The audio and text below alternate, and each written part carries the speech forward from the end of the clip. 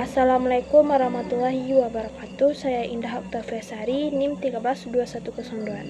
Saya akan memaparkan materi pada hari ini, yaitu tentang yang pertama, yaitu describing routines. Describing routines yaitu aktivitas yang dilakukan berulang-ulang dan sudah menjadi kebiasaan yang tidak dapat ditinggalkan. Describing routines biasanya menggunakan kata before, after, and during, and then. Describing routines memiliki pola, yaitu subjek I, you, they, we diikuti verb. Yang kedua, subjek she, he, it diikuti dengan verb ditambah s dan is. Sedangkan exercise yaitu mengerahkan segala tenaga tubuh atau mental guna untuk pelatihan atau untuk menguatkan atau menyehatkan tubuh. Dan talking about ability yaitu menceritakan tentang kemampuan atau talenta seseorang atau diri sendiri. Contohnya, she can swim well. Yang kedua yaitu perbedaan antara sport dan exercise. Dalam kegiatan sehari-hari, tentunya kita sering melakukan aktivitas fisik, seperti memindahkan suatu benda ke tempat lainnya. Kegiatan tersebut termasuk contoh dari exercise, yaitu kegiatan fisik yang dilakukan untuk membuang kalori atau lemak di dalam tubuh. Contoh kegiatannya seperti jogging, yoga, dan maraton. Berbeda dengan sport ini lebih kuat daripada exercise. Tentunya lebih menguras tenaga, seperti volleyball, basketball, and badminton. Yang ketiga yaitu adverb frequency.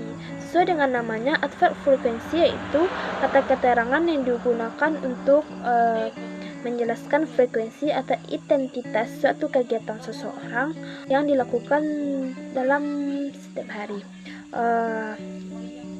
Adverb of frequency biasanya menggunakan kata how often, how many, dan how frequency. Contohnya, how often do you sport? Adverb of frequency dapat dibedakan menjadi dua, yaitu adverb of definitive frequency dan adverb of indefinite frequency. Adverb of definitive frequency yaitu kata keterangan yang menjelaskan suatu peristiwa atau kejadian yang spesifik. Dalam artian waktunya jelas dan pasti. Contohnya monthly, weekly, and daily. Yang kedua yaitu adverb of indefinite frequency, yaitu kebalikan dari adverb of definitive frequency, yaitu kata keterangan yang menjelaskan peristiwa atau kejadian yang tidak spesifik atau tidak jelas waktu terjadinya. Contohnya always, usually, and constantly. Yang keempat yaitu penggunaan how often, how long, and how good or well. How often yaitu kalimat yang digunakan untuk menanyakan seberapa sering kegiatan atau rutinitas yang dilakukan seseorang. Contohnya, how often you eat noodle in the week. Yang kedua yaitu how long, yaitu kalimat tanya yang digunakan untuk menanyakan seberapa lama seseorang melakukan suatu rutinitas atau pekerjaan. Contohnya, how long do you go to school? Yang ketiga yaitu how good or well, yaitu digunakan menanyakan seberapa bagus atau baik seseorang dalam mengerjakan rutinitasnya. Contohnya, how good you're playing basketball. Yang kelima yaitu perbedaan penggunaan do, go, and play pada sport and exercise. Yang pertama, play digunakan untuk olahraga atau permainan yang bersifat kompetitif atau mempunyai lawan. Contohnya, volleyball, basketball, and football.